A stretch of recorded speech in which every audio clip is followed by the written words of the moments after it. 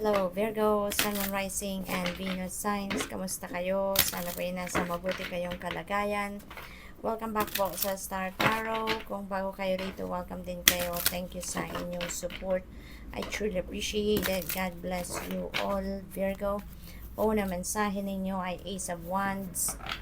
This is a very beautiful energy kasi this is a new beginning energy, no? And there is an offer sa inyo dito, Virgo, na this is an opportunity na magbibigay sa inyo ng pagkakataon na ma-express ninyo yung inyong talents, yung inyong mga gifts, no? And then this is related to your creativity, to your creative prowess.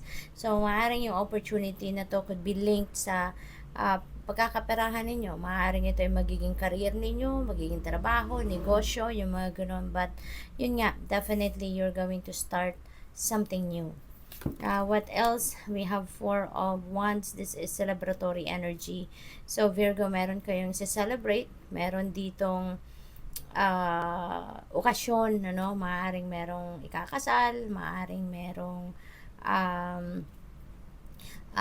merong wedding proposal, no, or marriage proposal, should I say, maaring ganon. There could be reunion, no, baka merong reunion ng pamilya ninyo, maaring merong reunion ng magkakaibigan, no, maaring merong celebration dito of milestone ng inyong relationship or relationship ng inyong pamilya or ng inyong mga magulang, no, it could be anything, no, but definitely there is a social gathering, no, may social gathering dito na magaganap at merong kasiyahan. We have Magician, napakaganda ng Magician. This is new beginning energy. Meron talaga kayong sisimulan, no, na bagong chapter sa buhay ninyo. At si Magician, this is something na you're going to take action on. Ito yung inyong siguro mga endeavor na sisimulan ninyo sa ngayon. Maaring ito yung mga pangarap ninyo, mga goals ninyo, mga dreams ninyo na gusto ninyong ma-accomplish, and ngayon you're going to take action towards that, no? Mawawala na yung procrastination dito, wala na yung hesitation. Maglalakas ng loob na kayo ngayon na simulan, no? Mag-take action na sa mga bagay na ito. We have Three of Swords. Maaring meron kayong ikinalulungkot, no? Maaring merong nakasakit ng inyong damdamin dito. Maaring meron kayong frustration about someone or something. Merong nakasakit ng inyong damdamin, no? Dito. Maaring frustration din ito about the situation, no, Virgo. At nakaraan na to, no? Hindi ito bago, hindi ito recent, no? Nakaraan na to, and ngayon siguro may lungkot pa kayo na nararamdaman. Maaring meron nakakapag-remind sa inyo ng sitwasyon na nangyari. Maaring merong aftermath pa, no, ng kung ano man ang lungkot, ano man ang sama ng loob na naidulot sa inyo na kung sino man, maaring ito na yon, no? Maaring nare-remind kayo, baka merong sitwasyon na na-encounter kayo at na-remind kayo ng pain na ito, no, na dinulot sa inyo na kung sino man. We have Queen of Cups. Ayan, so Virgo, this could be your mom, no? This could be your mom or kung sino man na whom you consider your mother figure, no? Maaring nasasaktan kayo because of a situation of the Queen of Cups. Maaring meron sitwasyon si Queen of Cups na kinalulungkot ninyo, nasasaktan kayo, it breaks your heart, no? Siguro, yung kung ano man ang sitwasyon niya, maaring ganun ang ganap. But of course, this is not going to resonate with everyone, no? So, just take as it resonates. So, tingnan natin kung ano pa ang ganap dito for Virgo.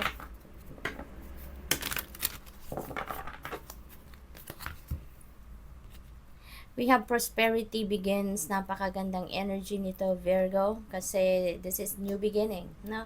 This is new beginning energy, and this is related sa inyong finances, related sa inyong career, trabaho, source of income, no?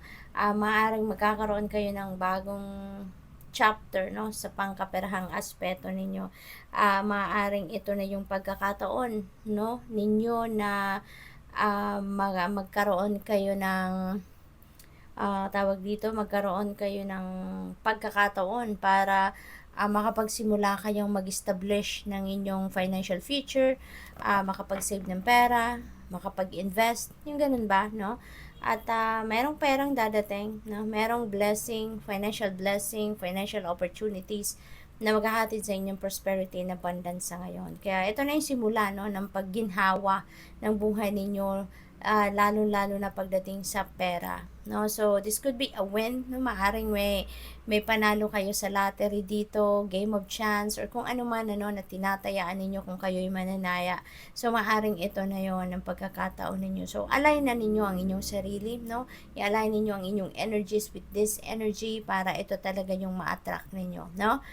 Kung mayroon mga negativity sa inyong isip, sa energy field niyo, sa sarili ninyo, make sure na tanggalin niyo na yan, ano? Kasi that can sabotage these beautiful energies. Okay? So tanggalin na yung mga negatibo at papasukin ang mga positibo para mabalot kayo ng positivity and all good things, no? Welcome. Maari din na may mana kayo rito. Maaring merong magregalo sa inyo ng pera. Maaring merong bonus kayo na matanggap sa trabaho. Maaring ganon. We have universe, napakaganda, no? This is a time for completion, for accomplishments, for achievements. This is a time for new opportunities and possibilities na to come your way. At ito yung pagkakataon ninyo rito na magkaroon kayo ng panibagong chance para magsimula ng bagong chapter din sa buhay ninyo sa iba't ibang parte. Maaaring bagong trabaho, bagong career, negosyo, bagong level ng inyong relationship, ng inyong commitment, yung mga ganun ba, no?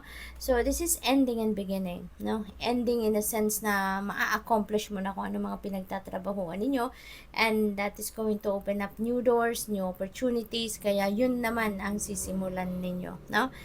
Travel is also imminent for some of you dito, Virgo. Maaring magta-travel kayo across the globe, no? Maaring ganon.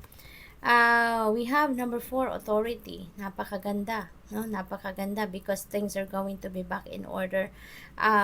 Maybe ang iba sa inyo nasa position of authority, or baka ang iba sa inyo will be promoted, no? To be on the position of authority. Baka kayo ay magiging manager, boss, mga ganon.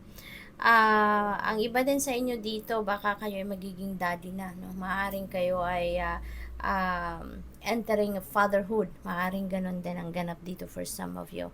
Things are going to be back in order din. Kaya magiging maayos na din ang lahat sa buhay ninyo, no? Magiging positibo na ang mga kaganapan sa buhay ninyo.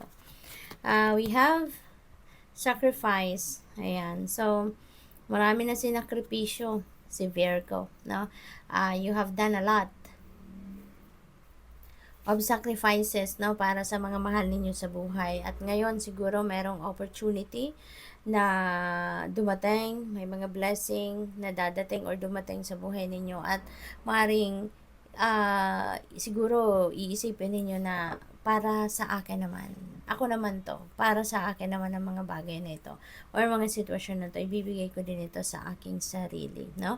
Yung ganon. So, there are synchronicities dito, no? Hang on.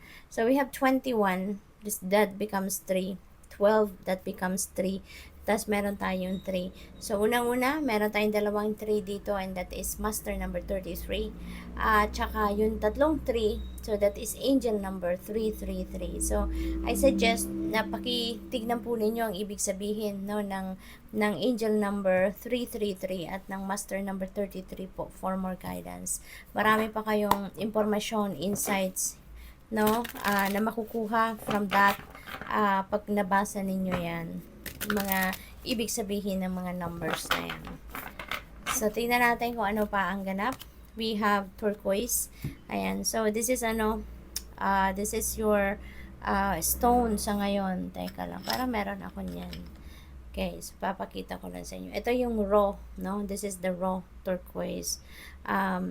Yung ano na to, yung stone na to, you know, there is also a jewelry grade ng turquoise ng ganito na you can carry with you, you can wear it as jewelry, yung mga ganon. And this turquoise message sa inyo is prioritize your health.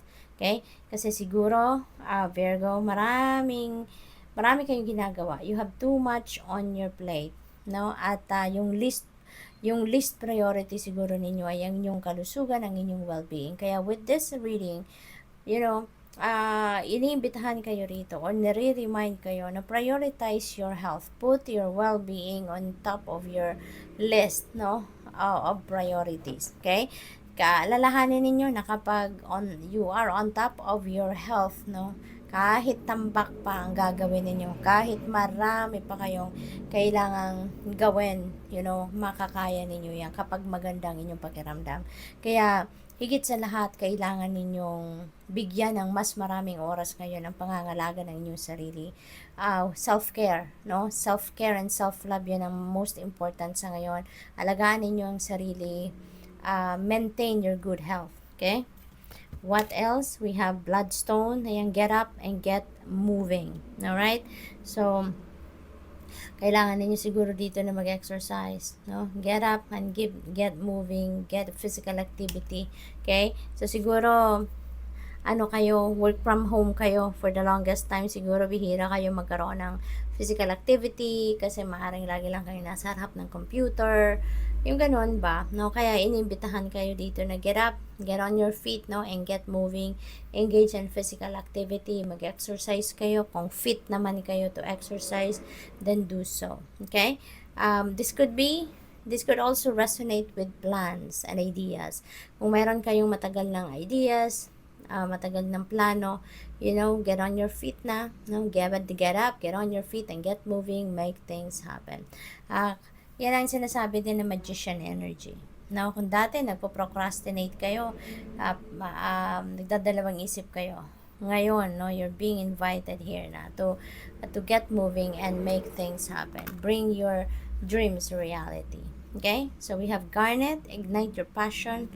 Ayan. So, ignite your passion. Virgo. Ibig sabihin dito, kaya kayo nire-remind nito dahil may opportunity. Now, with the Ace of Wands, may opportunity rito na dumating or dadating sa inyo na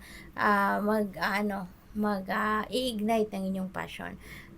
Gigising sa inyong kamalayan, at maaring itong opportunity na to ang magbubukas ng pinto, no, para sa iyo, para magawa ninyo kung ano man ang kung anong passion ninyo, kung ano man yung gusto ninyong ginagawa. So, good luck.